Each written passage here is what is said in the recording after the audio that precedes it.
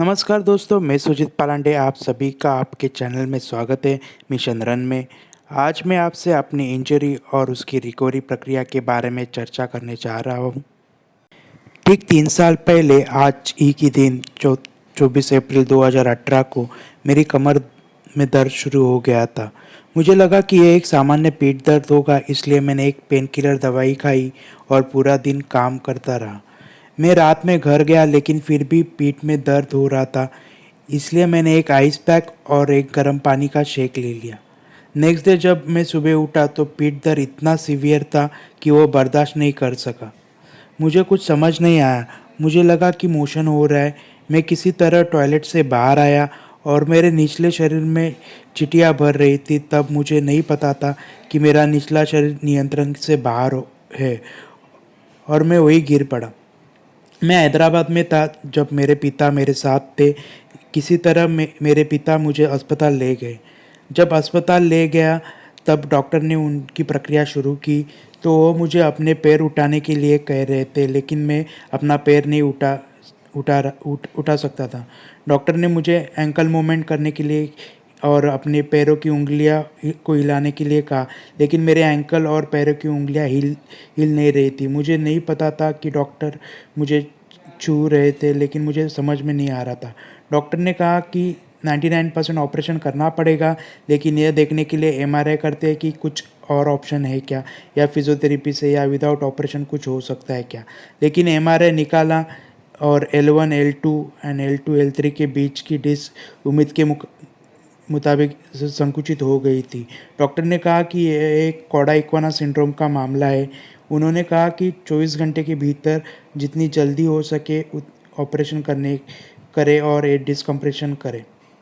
देर हुई तो कोई मौका नहीं मिलेगा रिकवरी के लिए। और मुझे बैक में भी बहुत दर्द हो रहा था। मैंने मुंबई में अपने डॉक्टर से सलाह ली और एमआरआई रिपोर्ट भेजा। तो मेरे डॉक्टर जो दोस्त थे मुंबई में, उन्होंने भी कहा कि ऑपरेशन प्रक्रिया शुरू करो। तो ऑपरेशन प्रक्रिया शुरू हो गई। डॉक्टर ने कहा ऑपरेशन सफल हुआ और जो बल्ज था डिस्क में वो हटा दिया गया था। 7 दिनों तक मैं कैथेटर पर था। सौभाग्य से मुझे समझ में आ गया था कि मुझे मेरा यूरिन कंट्रोल है और ब्लैडर नियंत्रण है। फिर उन्होंने कैथेटर हटा दिया और मुझे उधर से डिस्चार्ज दे दिया। 10वें या 15वें दिन, लगभग 10 या 15 दिन के बाद मुझे वो घर पे आके स्टिचेस निकाल दिए।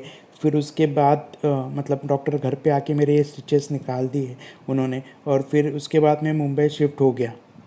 मुंबई शिफ्ट होने के बाद मैं घनसोली शिफ्ट हुआ था नई मुंबई में, जहाँ डॉक्टर नीरज एक फिजियोथेरेपिस्ट है, मेरे घर आकर एक्सरसाइज कराते थे।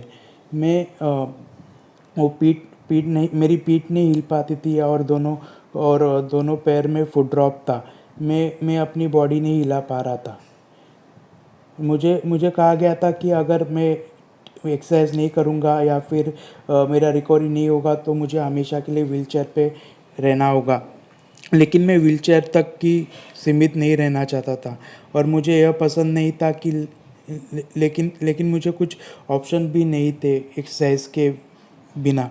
तो डॉक्टर नीरज ने मुझे एक्सरसाइज के लिए बहुत मदद की, अच्छे तरीके से मेरा मार्गदर्शन किया और मुझे प्रेरित किया। फिर मैंने वॉकर के सहारे चलना शुरू किया और मुझे लगता था कि मैं 2 महीने में वॉकर का इस्तेमाल करना शुरू कर दिया था। और फिर मैं उनके सेंटर में जाकर एक्सरसाइज करना लगा था। उसके बाद 3 महीने बाद मुझे मुंबई में हजाली में एक गवर्नमेंट का रिहैब सेंटर है, जहाँ मैंने एडमिशन लिया। मैं वहाँ एडमिट हुआ था और वहाँ 3 महीने में एक्सरसाइज कर रहा था। उनका समय 9 से 4 बजे तक है। ऊपर की बॉडी की एक्सरसाइज अलग और नीचे की बॉडी की एक्सरसाइज अलग तरीके से रोज़ मैं 9 से 4 एक्सरसाइज करता था। निर्मल जो मेरे साथ मेरे केयर टेकर थे, बहुत सपोर्टिव थे। मैं अपने खुले वातावरण में एक्सरसाइज करने के लिए जाता था, क्योंकि अस्पताल शनिवार और रविवार को बंद रहता था।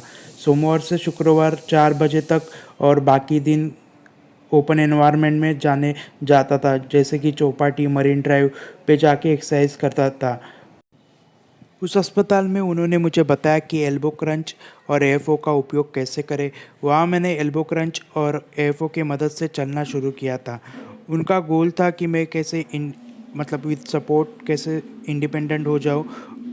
लेकिन मेरा ये गोल और मुझे इधर ही रुकना नहीं था।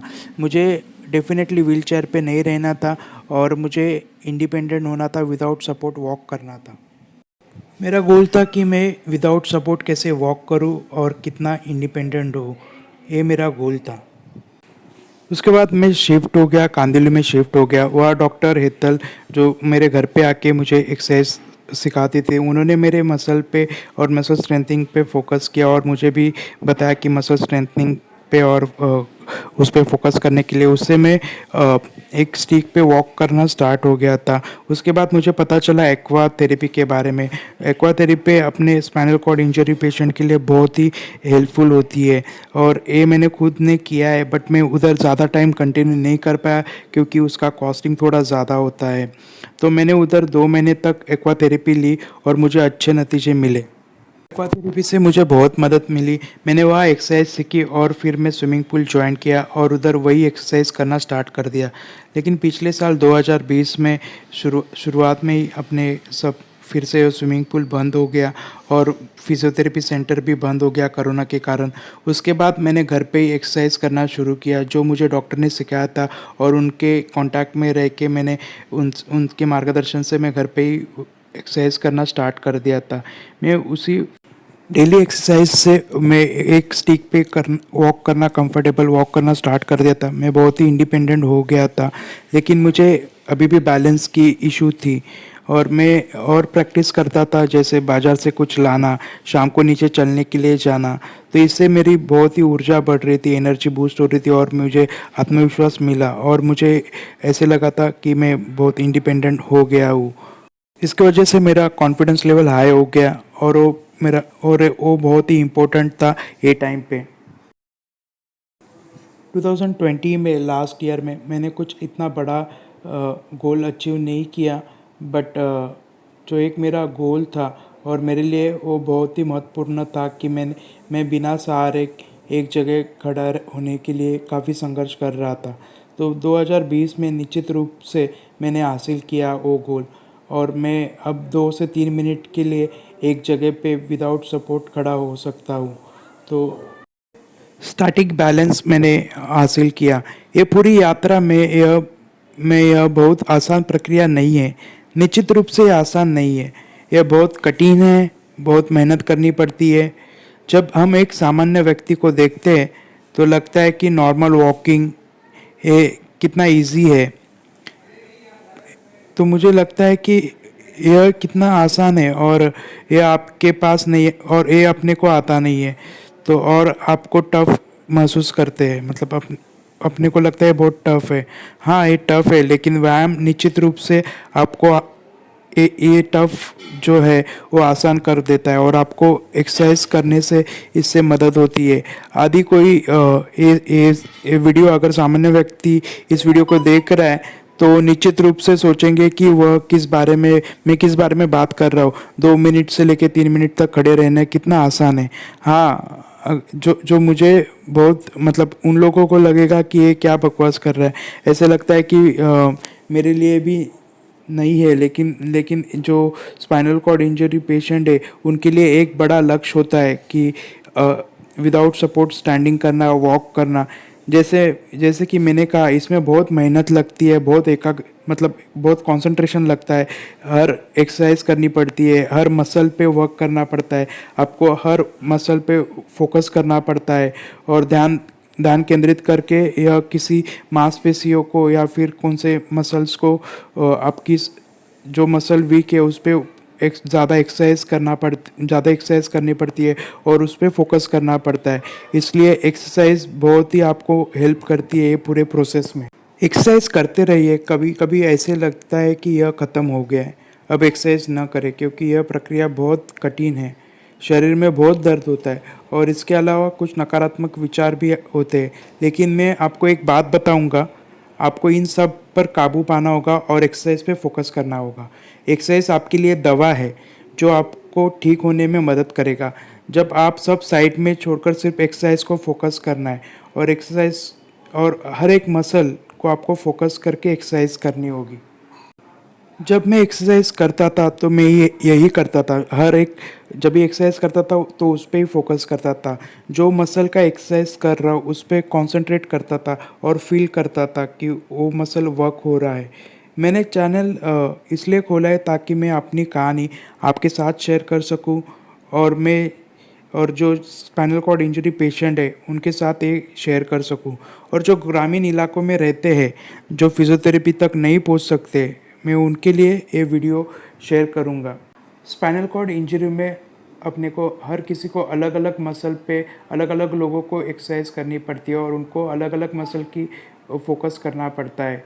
अगर मैं आपको एक बात बोलूँगा कि अगर आप एटलीस्ट एक बार तो फिजियोथेरेपिस्ट की सलाह ले, और अगर आपको मुमकिन है तो आप एक बार ज़रूर फिजियोथेरेपी से मिले और उनसे डिस्कस कीजिए कि कौन से एक्सरसाइज आपको करनी है। मैं मेरे जो भी एक्सरसाइज है वो मैं आपके साथ शेयर करूँगा, और मेरे पास जो कुछ अनुभव है और मैं वो निश्चित रूप से आपके साथ शेयर करूँगा, और मेरे जो फिजियोथेरेपी ने मुझे जो सिखाया है और जो बताया है वो मैं आपके साथ शेयर करूँगा। अपने चैनल का और एक मकसद है कि एटलीस्ट एक एक पेशेंट, एक मरीज़ जो ठीक हो या फिर उनको रिकवरी के लिए हेल्प हो, और ये किसने एक्सरसाइज बंद कर दिया है वो एटलीस्ट ये वीडियो देख के फिर से स्टार्ट करे और उनकी रिकवरी हो। प्रार्थना करता हूँ कि ईश्वर सभी को जल्द से जल्द स्वस्थ करे। और एक ये है कि भारत में बहुत ही कम ऐसे केंद्र है सेंटर्स है जिधर एडवांस फिजियोथेरेपी होती है।